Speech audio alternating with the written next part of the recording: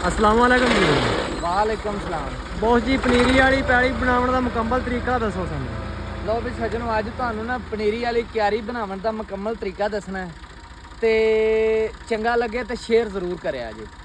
पर एक ना एतराज़ मैनू समझ नहीं आता कि बड़े दोस्त जेडे ने एतराज़ करते बड़ी लंबी वीडियो बना दे, बड़ी लंबी वीडियो बना दे जे।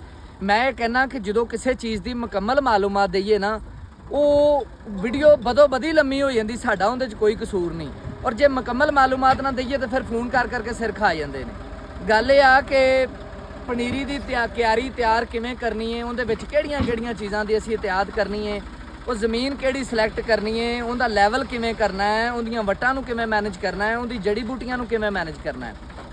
सब तो पहले देखो एक छोटी जी गल है, सादा जी गल है पनीरी के बारे कि पनीरी का पौधा इंज ही है जिवें एक छोटा जिहा बच्चा है।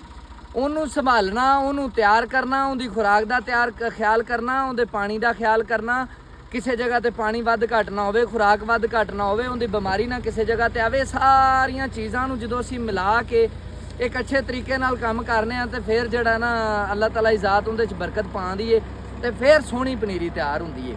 ਹੁਣ ਸਭ ਤੋਂ ਪਹਿਲੇ ਜ਼ਮੀਨ ਦੀ ਸਿਲੈਕਸ਼ਨ ਹੈ। ਅੱਗੇ ਆ ਜਾਓ, ਮੈਂ ਇਹ ਗੱਲ ਦਾ ਜ਼ਿਕਰ ਪਹਿਲੇ ਵੀ ਕੀਤਾ ਹੈ ਕਿ ਜ਼ਮੀਨ ਦੀ ਸਿਲੈਕਸ਼ਨ ਹਮੇਸ਼ਾ ਉਹ ਕਰੀਦੀ ਹੈ ਕਿ ਜਿਹਦੇ ਵਿੱਚ ਜੜੀ ਬੂਟੀਆਂ ਦੇ ਉਗਾਓ ਦਾ ਜਿਹੜਾ ਮਾਮਲਾ ਹੈ ਨਾ ਉਹ ਘੱਟ ਹੋਵੇ। ਮਿਸਾਲ ਦੇ ਤੌਰ ਤੇ ਵੱਡੇ ਜਿਹੜੇ ਜ਼ਿਮੀਂਦਾਰ ਪੁਰਾਣੇ ਨੇ ਉਹ ਇਹ ਗੱਲਾਂ ਜਾਣਦੇ ਨੇ ਕਿ ਜੜੀ ਬੂਟੀਆਂ ਦਾ ਉਗਾਓ ਹਮੇਸ਼ਾ ਗੰਦਮ ਵਾਲੀ ਜ਼ਮੀਨ, ਜਿਹੜੀ ਗੰਦਮ ਤੋਂ ਜ਼ਮੀਨ ਫ੍ਰੀ ਹੋਈ ਹੁੰਦੀ ਹੈ ਨਾ, ਉਹਦੇ 'ਚ ਘੱਟ ਹੁੰਦਾ ਹੈ, ਕਿਉਂਕਿ ਉਹਦੇ 'ਚ ਜੜੀ ਬੂਟੀਆਂ ਦਾ ਕੰਟਰੋਲ ਇੱਕ ਅੱਲਾਹ ਤਾਲਾ ਨੇ ਕੁਦਰਤੀ ਪਾਇਆ ਹੈ। ਔਰ ਉਹ ਚੀਜ਼ ਤੁਹਾਨੂੰ ਮੈਂ ਲੱਗਦਾ ਡਿਸਕਸ ਕਰਾਂਗਾ ਉਹਦੀ ਵਜ੍ਹਾ ਕੀ ਹੈ। ਜਾਂ ਸਰਸੋਂ ਵਾਲੀ ਜ਼ਮੀਨ ਹੈ ਤੇ ਉਹ ਜ਼ਮੀਨ ਸਿਲੈਕਟ ਕਰਨੀ ਜਿਹਦੇ ਵਿੱਚ ਕੋਈ ਮਤਲਬ ਜੜੀ ਬੂਟੀ ਘੱਟ ਹੋਵੇ, ਜੜੀ ਬੂਟੀ ਉਗਣ ਦਾ ਚਾਂਸ ਵੀ ਘੱਟ ਹੋਵੇ।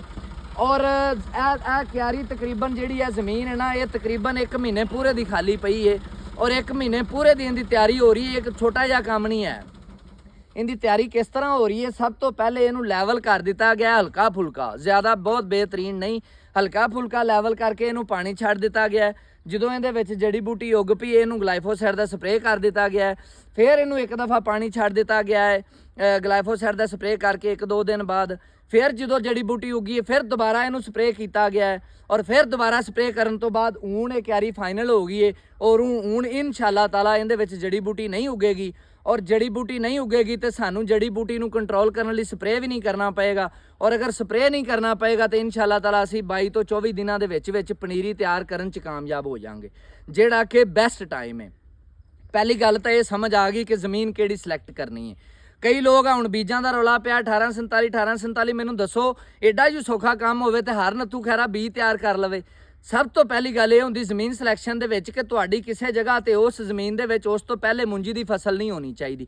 ਈਵਨ ਮੈਂ ਤਾਂ ਇਹ ਕਹਿਣਾ ਕਿ ਪਿਛਲੇ ਸਾਲ ਵੀ ਉਸ ਜਗ੍ਹਾ ਤੇ ਮੁੰਜੀ ਦੀ ਫਸਲ ਨਹੀਂ ਹੋਣੀ ਚਾਹੀਦੀ, ਕਿਉਂਕਿ ਅੱਲਾਹ ਤਾਲਾ ਦੀ ਕੁਦਰਤ ਤੋਂ ਸ਼ਾਇਦ ਤੁਸੀਂ ਮੇਰਾ ਖਿਆਲ ਨਾ ਵਾਕਫ ਜੇ ਕਿ ਅੱਲਾਹ ਤਾਲਾ ਦੀ ਕੁਦਰਤ ਜਿਹੜਾ ਸੀਡ ਹੈ ਨਾ, ਸੀਡ ਨੂੰ 10 ਸਾਲ ਤੱਕ ਵੀ ਜ਼ਮੀਨ ਦੇ ਵਿੱਚ ਸੇਵ ਕਰ ਸਕਦੀ ਹੈ, ਉਹ ਦੁਬਾਰਾ ਉੱਗ ਸਕਦਾ ਹੈ। ਇਸ ਲਈ ਜਿਹੜਾ ਨਾ ਜ਼ਮੀਨ ਉਹ ਸਿਲੈਕਟ ਕਰਨੀ ਜਿਹਦੇ ਵਿੱਚ ਕਮ ਅਜ਼ ਕਮ 1 ਸਾਲ ਪਹਿਲੇ ਮੁੰਜੀ ਦੀ ਫਸਲ ਨਾ ਲੱਗੀ ਹੋਏ। ਹੁਣ ਗੱਲ ਇਹ ਆ ਕਿ ਇਹ ਜ਼ਮੀਨ ਸਿਲੈਕਟ ਕੀਤੀ, ਇਹਨੂੰ ਇੱਕ ਦਫਾ ਸਾਫ਼ ਕੀਤਾ, ਗਲਾਈਫੋਸਾਈਡ ਸਪਰੇਅ ਕੀਤਾ, ਪਾਣੀ ਛੱਡਿਆ, ਉਸ ਤੋਂ ਬਾਅਦ ਇਹਨੂੰ ਲੈਵਲ ਕੀਤਾ। ਲੈਵਲ ਕਰਨ ਦਾ ਇੱਕ ਅੱਛਾ ਤਰੀਕਾ ਇਹ ਆ ਕਿ ਲੇਜ਼ਰ ਲੈਵਲ ਮਾਰੋ।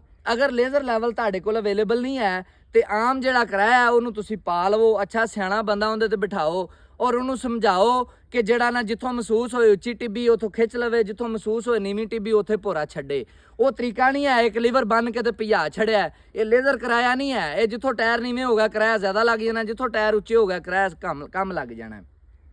ਇਸ ਤਰੀਕੇ ਨਾਲ ਜ਼ਮੀਨ ਨੂੰ ਅੱਛੇ ਤਰੀਕੇ ਨਾਲ ਇੱਕ ਜਿਹੜਾ ਨਾ ਸਾਫ਼ ਕਰੋ। ਫਿਰ ਉਹਦੇ ਵਿੱਚ ਹਲਕੀ ਫੁਲਕੀ ਇਹਦੇ ਤੁਹਾਨੂੰ ਨਜ਼ਰ ਵੀ ਆ ਰਿਹਾ ਜਿੱਥੋਂ ਸਫੈਦ ਜਗ੍ਹਾ ਨਾ, ਇਸ ਜਗ੍ਹਾ ਤੋਂ ਇਹਦਾ ਮਤਲਬ ਮਿੱਟੀ 'ਚ ਕੀਚੀ ਏ। ਔਰ ਜਿੱਥੋਂ ਥੋੜੀ ਮਿੱਟੀ ਜਿਹੀ ਰੰਗ ਦੀ ਜਗ੍ਹਾ ਇੱਥੋਂ ਇਹਦਾ ਮਤਲਬ ਮਿੱਟੀ ਕੱਚੀ ਪਈ, ਇੱਥੇ ਮਿੱਟੀ ਪਈ ਏ। ਹੁਣ ਇਹਦੇ ਵਿੱਚ ਕਿਰਾਇਆ ਮਾਰਨ ਤੋਂ ਬਾਅਦ ਹੁਣ ਇਹਨੂੰ ਕੀ ਕਰਨਾ ਹੈ, ਇਹਦੀਆਂ ਵੱਟਾਂ ਅੱਛੇ ਤਰੀਕੇ ਨਾਲ ਸਾਫ਼ ਕਰ ਲੈਣੀਆਂ, ਕੋਣੇ ਅੱਛੇ ਤਰੀਕੇ ਨਾਲ ਬਣਾ ਲੈਣੇ। ਇੱਧਰ ਆ ਪੁੱਤਰ ਵੀ, ਕੋਣੇ ਅੱਛੇ ਤਰੀਕੇ ਨਾਲ ਬਣਾ ਲੈਣੇ ਨੇ। ਉਹ ਕੋਣਾ ਬਣਿਆ ਹੈ, ਕੋਣਾ ਅੱਛੇ ਤਰੀਕੇ ਨਾਲ ਸਾਫ਼ ਔਰ ਲੈਵਲ, ਸਾਰੀ ਜ਼ਮੀਨ ਬਿਹਤਰੀਨ ਲੈਵਲ ਹੋਣੀ ਚਾਹੀਦੀ ਹੈ। ਇੱਥੇ ਪੁੱਤਰ ਵਹਾ ਇਹ ਇੱਥੇ ਦੇਖੋ ਜੜੀ ਬੂਟੀ 2 ਦਫਾ ਸਪਰੇਅ ਕਰਨ ਦੇ ਬਾਵਜੂਦ ਵੀ ਨਹੀਂ ਕੰਟਰੋਲ ਹੋਈ। ਹੁਣ ਇਹਨੂੰ ਫਿਰ ਕੀ ਕਰਨਾ, ਤੀਸਰੀ ਦਫਾ ਫਿਰ ਇਹਨੂੰ ਸਪਰੇਅ ਕਰ ਦੇਣਾ, ਇਹਨੂੰ ਤੀਸਰੀ ਦਫਾ ਫਿਰ ਸਪਰੇਅ ਕਰ ਦੇਣਾ ਜਿੱਥੇ ਕਿਤੇ ਮਹਿਸੂਸ ਹੁੰਦਾ ਕਿ ਜੜੀ ਬੂਟੀ ਕੋਈ ਆ ਰਹੀ ਹੈ। ਫਿਰ ਉਸ ਤੋਂ ਬਾਅਦ ਇਹਦੀਆਂ ਵੱਟਾਂ ਜਿਹੜੀਆਂ ਨੇ 4 ਚਫੇਰੇ ਅੱਛੇ ਤਰੀਕੇ ਨਾਲ ਗਲਾਈਫੋਸਾਈਡ ਦਾ ਸਪਰੇਅ ਕਰਨਾ ਹੈ। ਔਰ ਸਪਰੇਅ ਇੰਨਾ ਕਰਨਾ ਹੈ ਕਿ ਕਮ ਅਜ਼ ਕਮ ਉਹਦੇ ਵਿੱਚ ਕਮ ਅਜ਼ ਕਮ 200 ml ਜੜੀ ਬੂਟੀ ਦੇ ਹਿਸਾਬ ਨਾਲ, ਔਰ ਜ਼ਿਆਦਾ ਤੋਂ ਜ਼ਿਆਦਾ ਨਾ 400 ml ਦਵਾਈ ਇੱਕ ਟੈਂਕੀ ਦੇ ਵਿੱਚ ਪਾ ਕੇ ਅੱਛੇ ਤਰੀਕੇ ਨਾਲ ਉਹਨੂੰ ਇੱਕ ਦਫਾ ਜਾਂ ਦੋ ਦਫਾ ਰਿਪੀਟ ਕਰ ਦੇਣਾ। ਉਸ ਤੋਂ ਬਾਅਦ ਇਹਦੀ ਲੈਵਲਿੰਗ ਹੈ, ਸਾਈਡਾਂ ਵਾਲੀ ਅੱਛੇ ਤਰੀਕੇ ਨਾਲ ਵੱਟਾਂ ਬੰਨਣੀਆਂ ਨੇ, ਉਹਨੂੰ ਸਪਰੇਅ ਕਰਨਾ ਹੈ। ਫਿਰ ਉਸ ਤੋਂ ਬਾਅਦ ਇਹਦੇ ਵਿੱਚ ਅਗਲੀ ਇਸ ਤੋਂ ਬਾਅਦ ਅਹਿਮ ਚੀਜ਼ ਇਹਦੇ ਵਿੱਚ ਇਹ ਆ ਕਿ ਸੀਡ ਦੇ ਛਿੜਕਾਓ ਤੋਂ ਪਹਿਲੇ ਜਿਹੜਾ ਨਾ ਇਹ ਸਾਰੀਆਂ ਚੀਜ਼ਾਂ ਚੈੱਕ ਕਰਕੇ ਸੀਡ ਦਾ ਛਿੜਕਾਓ ਕਰਕੇ ਫਿਰ ਇਹਨੂੰ ਖਾਦ ਵੀ ਨਾਲ ਛਿੜਕਾਓ ਕਰਨੀ ਹੈ। ਉਸ ਤੋਂ ਬਾਅਦ ਇਹਨੂੰ ਜਿਹੜਾ ਨਾ ਉੱਤੇ ਪੂਰਨ ਜਾਂ ਰੂੜੀ ਵਗੈਰਾ ਛਿੜਕਾਓ ਕਰਨਾ ਹੈ, ਔਰ ਰੂੜੀ ਵਗੈਰਾ ਦਾ ਛਿੜਕਾਓ ਕਰਕੇ ਤੇ ਫਿਰ ਇਹਨੂੰ ਪਾਣੀ ਲਾ ਦੇਣਾ ਔਰ 24 ਘੰਟਿਆਂ ਲਈ ਪਾਣੀ ਖੜਾ ਕਰ ਦੇਣਾ।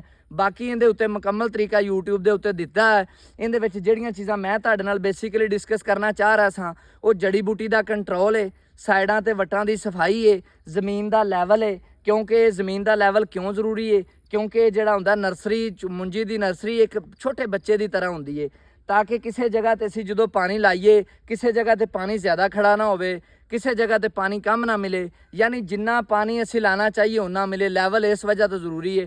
ਔਰ ਜਦੋਂ ਤੁਹਾਡੀ ਜ਼ਮੀਨ ਅੱਛੇ ਤਰੀਕੇ ਨਾਲ ਲੈਵਲ ਹੋਏਗੀ, ਤੁਹਾਡੀਆਂ ਵੱਟਾਂ ਕਲੀਅਰ ਹੋਣਗੀਆਂ, ਖੂਬਸੂਰਤ ਮਿਹਨਤ ਨਾਲ ਕੰਮ ਕਰੋਗੇ ਤੇ ਅੱਲਾਹ ਤਾਲਾ ਦੀ ਜ਼ਾਤ ਮਿਹਨਤ ਔਰ ਖੂਬਸੂਰਤੀ ਨਾਲ ਕੰਮ ਕਰਨ ਵਾਲਿਆਂ ਨੂੰ ਜ਼ਰੂਰ ਨਵਾਜ਼ਦੇ ਔਰ ਇਨਸ਼ਾ ਤਾਲਾ ਨਵਾਜ਼ੇਗੀ। ਫਿਰ ਤੁਸੀਂ ਨਾਲ ਇਹਦੇ ਪਾਣੀ ਦੀ ਰੂਟੀਨ, ਖਾਦ ਦੀ ਰੂਟੀਨ, ਸਾਰੀਆਂ ਚੀਜ਼ਾਂ ਜਦੋਂ ਬਗੌਰ ਇਹਨਾਂ ਚੀਜ਼ਾਂ ਤੇ ਅਮਲ ਕਰੋਗੇ ਤੇ ਇਨਸ਼ਾ ਤਾਲਾ 20 ਤੋਂ 22 ਦਿਨਾਂ ਚ ਪਨੀਰੀ ਤਿਆਰ ਹੋਵੇਗੀ। ਔਰ ਉਹਦਾ ਮੁਕੰਮਲ ਤਰੀਕਾ ਮੈਂ ਅੱਗੇ ਵੀ ਦੱਸਿਆ, ਔਰ ਇਹਦੇ ਵਿੱਚ ਵੀ ਮਜ਼ੀਦ ਸਟੈਪ ਵਾਈਜ਼ ਤੁਹਾਨੂੰ ਜਿਹੜਾ ਨਾ ਪਨੀਰੀ ਦੀ ਤਿਆਰੀ, ਉਹਦੇ ਖਾਦ ਪਲਾਨ, ਉਹਦੀ ਸਪਰੇ, ਹਰ ਚੀਜ਼ ਜਿਹੜੀ ਨਾ ਤੁਹਾਨੂੰ ਦੱਸਾਂਗੇ। ਲੇਕਿਨ ਫਿਲਹਾਲ ਅੱਜ ਦਾ ਮਕਸਦ ਇਹ ਸੀ ਸਿਰਫ ਕਿ ਜ਼ਮੀਨ ਕਿਹੜੀ ਸਿਲੈਕਟ ਕਰਨੀ ਹੈ, ਜ਼ਮੀਨ ਨੂੰ ਲੈਵਲ ਕਿਸ ਤਰ੍ਹਾਂ ਕਰਨਾ ਹੈ, ਉਹਦੇ ਵਿੱਚ ਜੜੀ ਬੂਟੀ ਦਾ ਕੰਟਰੋਲ ਕਿਸ ਤਰ੍ਹਾਂ ਕਰਨਾ ਹੈ, ਉਹਦੇ ਵੱਟਾਂ ਤੇ ਜੜੀ ਬੂਟੀ ਦੀ ਸਫਾਈ ਕਿਸ ਤਰੀਕੇ ਨਾਲ ਕਰਨੀ ਹੈ, ਔਰ ਉਹਦਾ ਲੈਵਲ ਕਿਸ ਤਰੀਕੇ ਨਾਲ ਕਰਨਾ ਹੈ। ਇਹਦੇ ਨਾਲ ਇਜਾਜ਼ਤ ਦਿਓ। ਕਿਸਾਨ ਜ਼ਿੰਦਾਬਾਦ, ਪਾਕਿਸਤਾਨ ਪਾਇੰਦਾਬਾਦ। ਬੌਸ ਜ਼ਿੰਦਾਬਾਦ।